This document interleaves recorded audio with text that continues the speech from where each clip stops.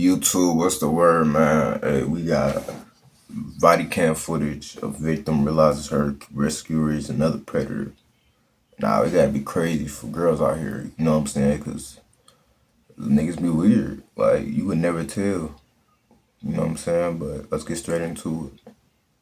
Bear with me, this is going to sound crazy, but you know the southernmost web point cam? I could almost swear that I saw somebody get. She was crying. She got in her car, and then she wanted to get out. There was a group of young men chasing her. More than 1,600 miles from the scenic Florida Hell Keys, a no. 911 dispatcher witnesses a woman's savage assault unfold live on a public webcam, set against the backdrop of one of Florida's most iconic landmarks. What follows is a trail of disturbing clues that uncovers a night full of terror and how her search for safety led her straight into the hands of another predator. The following is based on official police records, and some of the footage has never been seen before. On the night of September 10th, 2021, police in Key West, Florida received a distressing call from a man who witnessed a brutal assault. Hi, my name is Don Williams. I'm actually calling from Boston, but bear with me, this is going to sound crazy, but I'm at work, and I had the southernmost web point cam? Yeah. Yeah, I could almost swear that a little while ago, I've been busy, my phone keeps ringing here, I'm a 911 operator, but I could almost swear that I saw somebody get. The southernmost point, a towering concrete buoy, stands as the southernmost publicly accessible point in the continental United States. A beloved tourist attraction, it draws countless visitors and is constantly monitored by a 24/7 live webcam. But for Dawn, the landmark's cheerful backdrop took a dark and unexpected turn when it became the scene of a brutal assault. I saw it, at first I thought it was a guy and a girl clowning around, and then they went behind the monument thing there, the thing I'm talking about, the southernmost thing. And all of a sudden, she come out, and it looked like she was fighting. She fell flat on her face. Her shoes fell off, and she ran in one direction, and he was pulling up his pants, and he ran in the other direction. And then he came back with looked like a gray four-door car, and jumped out and ran over there and grabbed what looked like maybe her underpants and her dress or something. I don't know. The only thing that concerned me more than anything was the way she ran. And then a bunch of people were around, and they ran in. When they came back, it looked like maybe the same girl, and they had a T-shirt on her, so I think she might have been not wearing anything when she ran away. And he came back and scooped up her clothes. Dawn wasn't the first to raise the alarm. That's crazy. Just moments after the attack, a couple only a block from the southernmost point landmark called 911 in a panic as they tried to help the victim. Basic girl came running out at the end of the block here. She was crying. She got in her car, and then she wanted to get out. There was a group of young men chasing her. I don't know where she went. You need to get police officers down here, though. We've already got them en route. How many men were chasing her? Four, maybe three guys and one girl. And they were in shorts. Yeah, they had the shirt off. And there's people out there. Come on, let's go. Go. Did she say anything when she got in the car with you? No. She just said, get out of here. Go. She said, go, drive, get out of here. Follow me. And maybe our officers are in the area. Light the caravan, follow me. Oh my God. People. Now these dudes are checking me out. They're probably out looking for her. Just stay in your vehicle, keep your doors locked. I am. I know, right? You should be seeing the officer. I see an officer right here. All right, just flag him down. Officers with the Key West Police Department searched around the buoy, locating a few haunting remnants, a pair of sandals and a black pair of women's underwear. They also identified a group of witnesses, 4 males and 1 female, learning they were the ones the couple had earlier suspected was chasing the victim. They told officers they saw 2 people behind the buoy, appearing to be having intercourse. One witness reported hearing a short scream from the girl, which abruptly stopped before the suspect led her behind the buoy. Afterwards, he saw the female run away, and the man returned to his vehicle while putting his pants Who this back weird ass on. nigga? They chased her to offer help, but stopped after they saw her enter the couple's vehicle. The victim was quickly located when police received their 3rd call of the night. Yeah, I'm the night manager here at Southernmost Beach Resort. There is a female. She just walked in the lobby. She was naked. She doesn't remember anything. She doesn't remember why she's naked. She said that she believed that she was by somebody. And ma'am. Larry, try to get it. She's trying to Yep. go to the Let room. her know that we have help coming to her. The police is here already. Okay, you see them? Okay, great. The 31-year-old female was leaving the lobby when police arrived at the resort.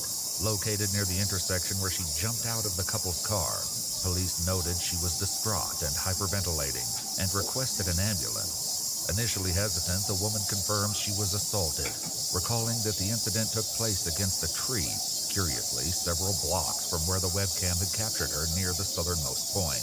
The victim was taken to the Lower Keys Medical Center, where officers completed an assault kit and photographed multiple bruises and lacerations on her arms, knees, and thigh.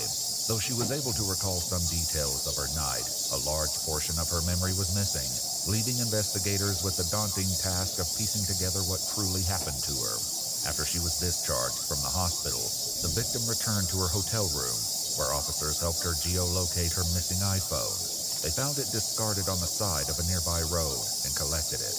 On her phone, investigators uncovered a deeply disturbing video, one that would paint a clear picture of the unthinkable horrors she endured by not one, but two men.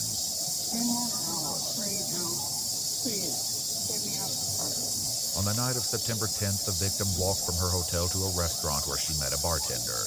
The two quickly became friends and relocated to a bar called Jack Flat's, where they met with several other males. After watching the football game, she recalled leaving the area on foot with one of the men who attacked her. Surveillance footage outside the bar captured her walking with a man wearing a maroon dress shirt, notably not the same male who was seen in the webcam footage during her assault at the southernmost point. Right. Additional surveillance footage from the area would show the same male riding a bicycle with a distinctive Cuban flag sticker and red seat cover. As they searched the streets for more cameras, investigators found the same bicycle now locked to a bike rack. They set up surveillance, but the suspect never returned for it. However, a closer look at the bike revealed a sticker for Truman Bike Shop. Receipts identified the owner of the bicycle as 30-year-old Jorge Calderon Nunez, who was no stranger to Key West detectives. On May 10, 2021, just 4 months earlier, one of his former co-workers accused him of breaking into her home through her window in the middle of the night and squeezing her calf muscles as she slept. The night of September 10th, a witness saw Jorge and the victim walking together shortly after she left Jack Flat's bar. According to the witness, the victim appeared drunk and he saw her throwing up on the sidewalk. As they turned the corner, the witness overheard her say to Jorge, "It was nice to meet you, but I can make it from here." Although she tried to walk away, Jorge approached her again. At that point, the witness returned to his guest house and didn't see what happened next. Moments later, her phone would capture Jorge dragging her into the shadows between two buildings. Still images and GPS from the video identified the location as a small area between a law firm and real estate office, less than a block away from the Monroe County Courthouse. During the recording, which lasts over 7 minutes, a second male can be seen approaching. Two male voices can be heard speaking in both English and Spanish, while the victim cries in the background, clearly saying no multiple times. At one point, Jorge can be heard saying, "This is my chica, don't look at her." Hell The no. other male, who identifies himself as Calvin, tells him to stop.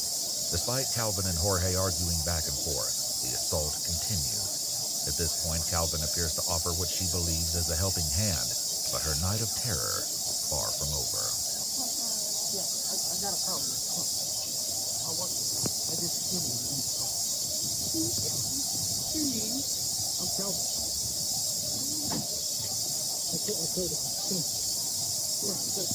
Footage from street surveillance cameras captured the moment Calvin helped her into his vehicle and began driving in the direction of the southernmost point buoy.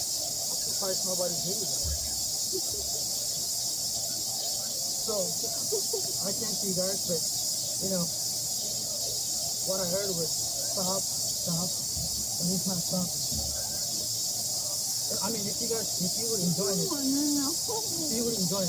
give you guys. If you weren't enjoying it. He lied to you, right? What did he tell you? Should I take you to your place?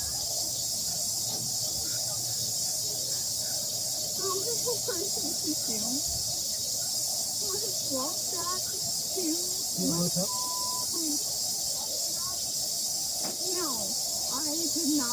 Oh, hell no. What the hell? She had no way of knowing that the man offering help was another ruthless predator in disguise, later identified as 37-year-old Uber driver Kerry Calvin Casas. Taking you directly to. You can't even trust somebody trying to help. Look at this weird ass nigga.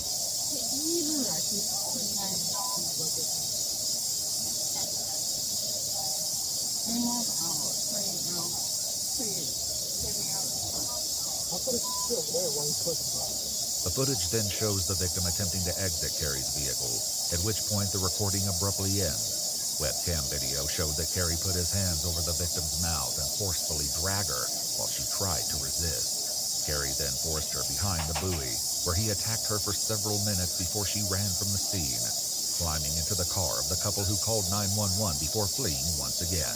Perhaps unwilling to trust more strangers after suffering 2 separate assaults from both Jorge and Carrie. Carrie was found the same night and taken to the police station for an interview. That's crazy. Officers contacted his wife to inform her that they would be executing a search warrant. She agreed to meet with them, but she never showed up at the apartment. Carrie told investigators he was driving for Uber when he heard the victim scream and gave her a ride. He said she began rubbing his legs and asked him to pull over at the southernmost point, where they planned to have consensual sex. In an eerie statement, Carrie adds that she didn't try to fight or get away like someone who is being assaulted does, quickly adding the way they do in movies. The evidence, including cell phone and webcam footage, clearly reveals the truth. Her first attacker, Jorge, wasn't located until a week later on September 17th, when investigators located him on a commercial fishing boat. Upon showing the footage to Jorge, he responded perfect and claimed to have little memory of the evening in question. The victim's first attacker, 30-year-old Jorge Calderon Nunez, was arrested for sexual battery and transported to the Monroe County Jail. In 2024, he accepted a plea deal for 3 separate charges, including burglary of a dwelling with assault or battery, and indecent exposure. The court imposed a combination of 3 years in Florida State Prison and 364 days in county jail, with 1 charge receiving credit for time served. The second attacker, 37-year-old Carrie Calvin Gasog, entered a plea of 3 years is crazy. sexual battery, false imprisonment, and tampering with evidence. He was sentenced to 10 years in prison with 756 days credited for time served and ordered to an additional 5 years of probation upon his release.